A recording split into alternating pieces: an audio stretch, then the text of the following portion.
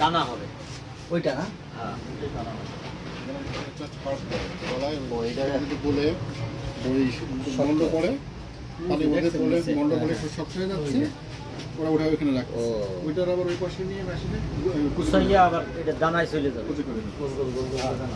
দানা হয়ে তারপর যারা আবার মাল বানাবে তাও গেছে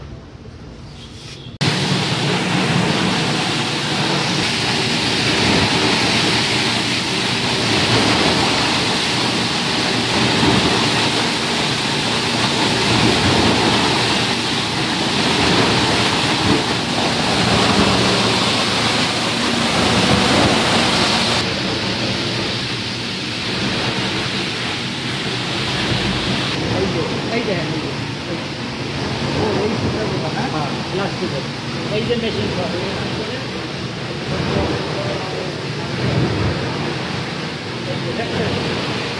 এই যে এতে রোল